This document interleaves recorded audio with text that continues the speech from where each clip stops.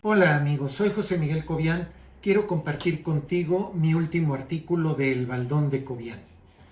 En este artículo yo me pregunto qué pasa con los olvidados de siempre en nuestro país y por qué surge este problema. Todos los días leo críticas a aquellas personas que votaron por Andrés Manuel López Obrador y los quieren hacer corresponsables tanto de los éxitos como de los fracasos que como gobernante tiene el propio presidente de la República, cuando quien elige mediante el voto, de lo único que puede hacerse responsable de entrada es de su propio voto, y más adelante como ciudadano, de exigirle al gobernante en turno que cumpla con lo que se comprometió.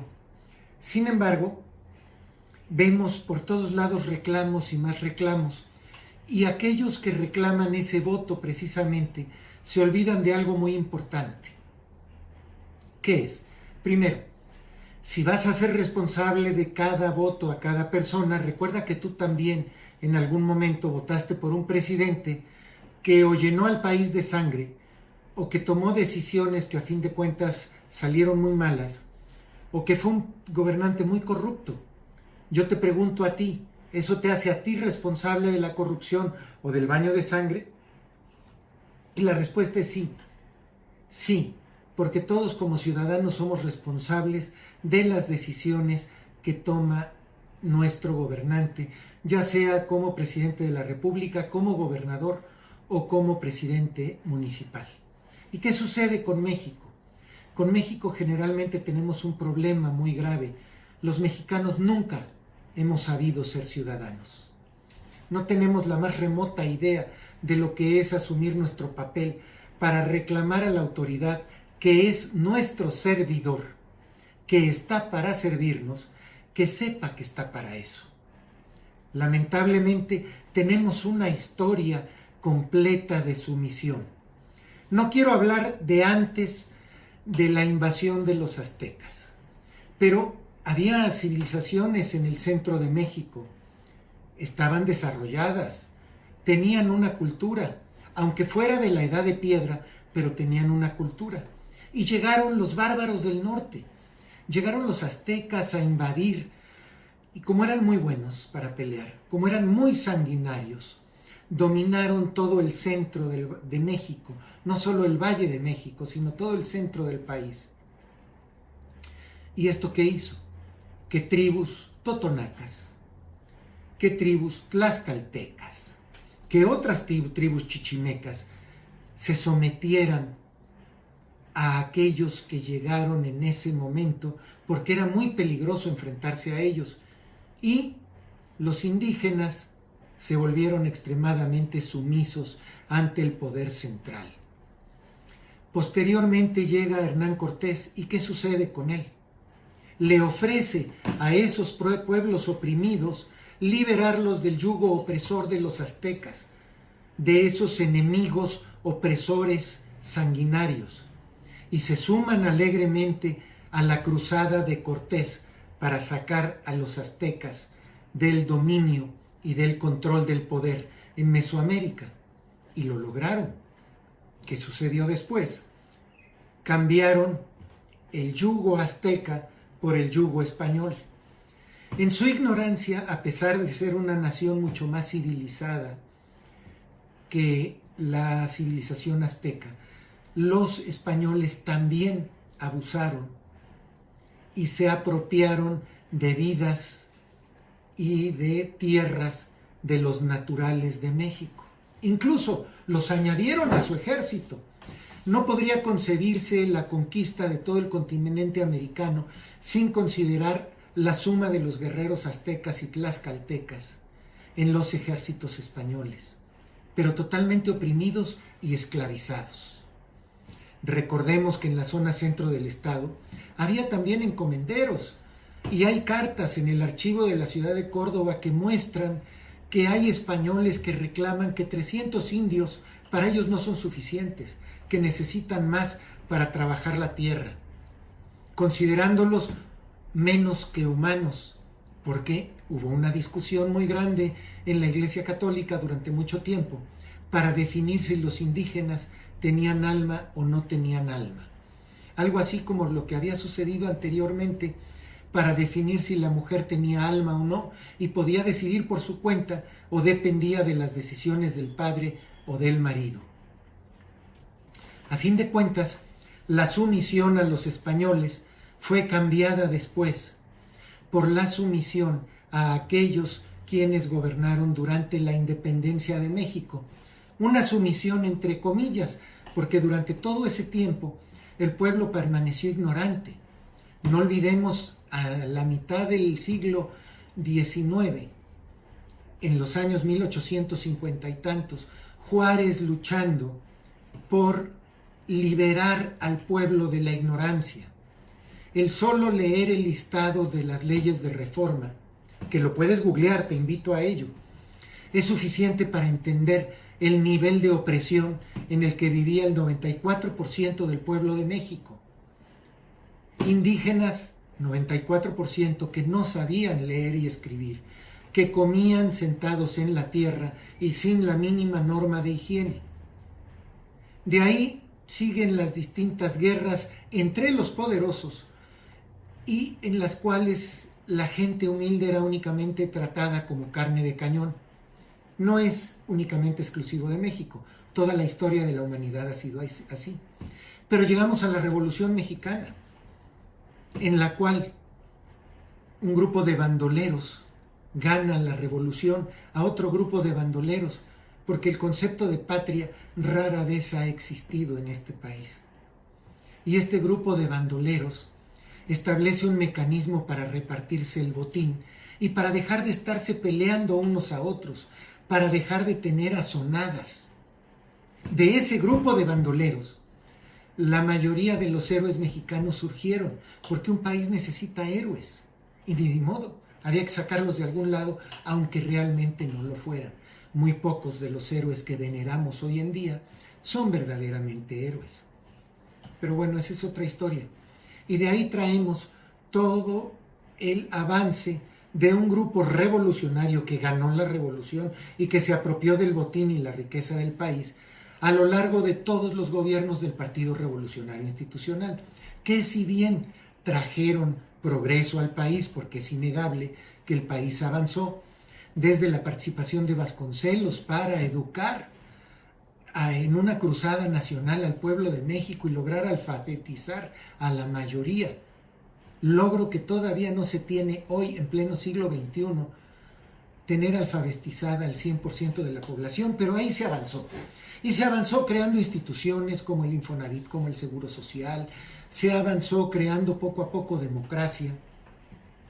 Luego llegó todo el periodo del desarrollo estabilizador, donde México creció y creció mucho gracias a la venta de materias primas en la posguerra.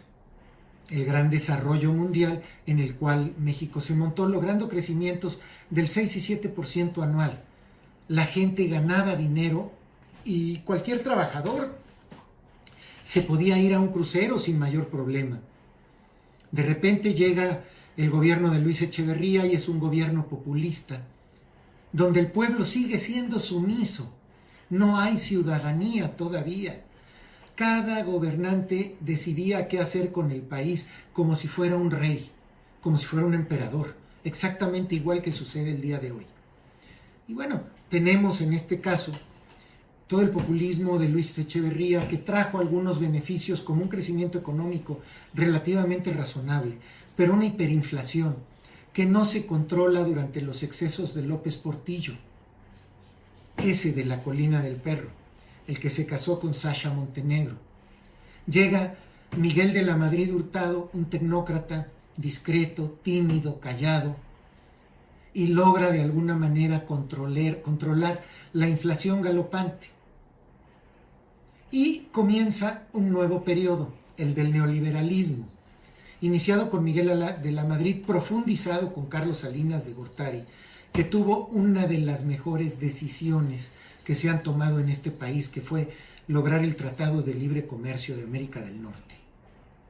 Y también durante ese periodo el país se deshizo de una serie de industrias y de empresas, las cuales le salían carísimas al país, precisamente por la corrupción del sector público, corrupción que a la fecha no se ha logrado eliminar. Entonces, entendiendo que una empresa como Teléfonos de México le costaba al erario en impuestos que no se podían utilizar para beneficiar al pueblo de México, se optaba mejor por venderla a particulares que curiosamente la hacen rentable. En otros casos, como el propio caso de Calderón, un nido de ratas y corrupción como Luz y Fuerza del Centro lo desaparece a fin de cuentas y le quita gastos al gobierno federal. Poco a poco esa descentralización de la que hoy se quejan tanto ayudó a que el gobierno tuviera más recursos para atender a los más necesitados, siguiendo con los mismos niveles de corrupción de toda la vida, porque la cultura del reparto del botín entre los que llegan al poder al día de hoy no se ha eliminado. Tenemos en la mejor prueba a los Bartlett, o los contratos a los Hank, o los contratos a la otrora mafia del poder, que hoy sigue estando en el poder y medrando de los contratos públicos, con algunos otros como Riobó y demás, que bueno, son los amigos del Tlatoani sexenal y también llegan a enriquecerse. Pasa el periodo neoliberal, pero ¿qué sucede en ese periodo neoliberal? Mientras durante el desarrollo estabilizador la población mexicana dejó de ser pobre, redujo sus niveles de pobreza. Durante el periodo del neoliberalismo, de manera deliberada y como parte de una política económica de Estado, se reduce el poder adquisitivo del salario mínimo en un 70%. Es decir, un salario mínimo que tenía un poder adquisitivo de 100 en 1984, tiene un poder adquisitivo de 30 en 2018. Esto la población lo resiente porque independientemente de que te van a dar cifras de que hubo 2 millones de mexicanos que en tal sexenio salieron de la pobreza y que 1 millón de mexicanos salió en tal otro sexenio, etc., de todas maneras el porcentaje de pobres en el país nunca bajó del 60%. Es decir, había riqueza, se producía riqueza y se iba a dos lugares. A los más ricos, por un lado, que medraban en contratos y convenios con el sector público o mediante monopolios privados protegidos desde el propio sector público. Y por otro lado, se iba la gran riqueza en corrupción. Nos dicen que el Pemex producía y era riqueza y bla, bla, bla. Si tú analizas los números de Pemex toda la vida, a fin de cuentas ha perdido dinero, porque incluso cuando ganaba, la ordeñaba el sector público sacándole impuestos. Y cuando perdía, como el año pasado, o los primeros meses de este año, pues peor todavía, todos los mexicanos tenemos que pagar esa pérdida. Y que alguien me diga, ¿dónde están los beneficios de Pemex? Y yo le puedo decir, claro que sí. Los líderes sindicales, el sindicato con prestaciones enormes, todos los directivos de Pemex que han sacado fortunas enormes, el tráfico de barriles de petróleo de manera indiscriminada desde tiempos de López Portillo hasta el día de hoy, venta de barcos completos llenos de barriles de petróleo en el mercado spot de Ámsterdam. Tú y yo no hemos recibido todos los beneficios que ha mantenido Pemex, por una razón muy clara, porque el botín se lo han repartido otros. Si tú crees que Pemex es tuyo, por favor, no muestres tu ignorancia y demuestra un poquito de conocimiento, de ganas de investigar. Vete a la historia para que veas que ha sido beneficioso para muchos que se han enriquecido, pero no para ti ni para mí. Que no te engañen con eso. Y hoy todavía la política que se está siguiendo con Pemex es para empobrecer aún más al país. A veces tengo la impresión de que Rocío Nale, de que el ingeniero agrónomo que dirige Pemex, que no tiene la más remota idea de cómo se maneja la industria petrolera, y el propio Andrés Manuel tienen la intención de destruir la industria petrolera, disfrazando sus intenciones de un rescate que no está yendo para ningún lado. Y los resultados son los que hablan. Hoy los bonos de Pemex son bonos basura. El licenciado Herrera, el secretario de Hacienda, presume que ha habido créditos que han renovado las líneas de crédito para Pemex, pero no te dice que las tasas de interés han sido muy superiores a las del mercado, que hoy por cada dólar que renegocia de deuda Pemex le cuesta más intereses que tú y yo pagamos. En fin, volviendo al tema en el que estábamos, no hay ciudadanía en este país, solo hay rencor. Como el rencor que tenían los tlaxcaltecas, así era el rencor que estaba vigente en junio de 2018 y que se reflejó en julio en las urnas, en contra de aquellos que habían medrado en el país, en donde la gran mayoría de mexicanos, un 60%, volteaba a ver a los de arriba y entendía que México se había desarrollado, pero no para todos los mexicanos. Entonces llegó alguien que se percibía ignorante, que se percibía necio, que tenía antecedentes de incendiar pozos petroleros, que tenía antecedentes de haber tomado Reforma, que tenía antecedentes de no un muy buen gobierno en la Ciudad de México, pero era la tercera opción, no había más. ¿Y qué hizo el pueblo de México? Votar por ese nuevo Hernán Cortés, con la esperanza de que hubiera alguna posibilidad de que le fuera mejor. Hoy sabemos que estaba equivocado ese pueblo de México, pero el día de la votación no lo sabíamos. El día de la votación, 60 millones de mexicanos sabían que de continuar votando por el PRI o por el PAN, seguirían en la misma situación en que estaban. No hubieran mejorado. Y eso fue lo que pasó a fin de cuentas.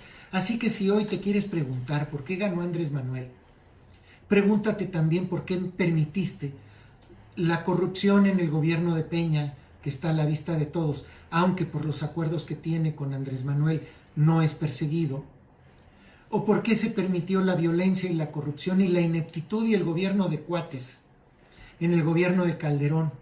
Pues por lo mismo, porque los que hablan, porque los que protestan, porque los que gritan, de alguna manera se veían beneficiados, y solo éramos unos cuantos los que protestábamos contra un gobierno o contra el otro cuando nos dimos cuenta que no funcionaban. Y hoy seguimos protestando contra el actual gobierno en todo lo que no funciona. Hoy es al revés. Hoy muchos de los que votaron por Andrés Manuel lo defienden porque son incapaces de reconocer que está haciendo algunas o muchas cosas mal. Y otros, por el contrario, están pagados para defender a Andrés Manuel en las redes sociales. La información que yo tengo, sin tenerla confirmada, es que hay alrededor de 10,000 personas en el país que desde la campaña de 2018 defienden en redes sociales un gobierno. Y si no me crees, pregúntate cuándo en la historia de cualquier gobierno del país había gente que lo defendía tan fervorosamente. A lo mejor tú eres de los que lo defienden porque estás en tu mente, crees que está funcionando bien el gobierno y lo respeto, pero hay muchísimos que no. La mejor prueba es que cuando pides argumentos en cualquier tipo de discusión, no hay argumentos. Lo único que hacen es o criticar al que habla, o sacarle defectos al que habla, o difamar al que habla, es decir, descalificar al mensajero, pero son incapaces de descalificar al mensaje, de argumentar contra el mensaje. Y si tú quieres argumentar contra este mensaje, desde la derecha o desde la izquierda, te invito a hacerlo con todo gusto, pero argumenta, ten la capacidad de razonar y de pensar, algo que cuesta mucho encontrar en este país, porque en este país solo descalificamos. Incluso cuando se trata de discutir, la gente dice, pero con todo respeto. ¿Por qué con todo respeto? Las discusiones son simplemente discusiones. No tienes que excusarte por discutir, por expresar tus ideas. Exprésalas, pero exprésalas con argumentos, con pruebas, y no nada más con descalificaciones, porque eso no es discutir, eso no es argumentar, eso es demostrar única y exclusivamente tu ignorancia. Entonces, nada más para concluir, hoy tenemos un nuevo Hernán Cortés, un nuevo emperador en México. Sí, y llegó por 30 millones de votos. Sí. Ahora nada más pregúntate qué hiciste tú para que esos 30 millones de votantes no hubieran votado por él, para que los gobiernos de Peña, de Calderón, de Fox, para no irnos más atrás, hubieran dado al país algo para que valiera la pena volver a votar por el PAN o volver a votar por el PRI. Y entonces, en ese caso, comprenderás que tú también eres corresponsable y por lo tanto, en lugar de estar peleando con otros mexicanos, lo que debes de hacer es exigirle soluciones a tu gobierno, porque a los gobiernos no se les aplaude, a los gobiernos se les vigila, se les señalan los errores y se les exige eficiencia. Y si tienes incompetentes en el gobierno, lo dices y lo señalas, porque para eso eres ciudadano, aunque nunca hayamos aprendido a ser ciudadanos en este país. Muchas gracias, soy José Miguel Cobian y esta es una emisión más del Baldón de Cobian.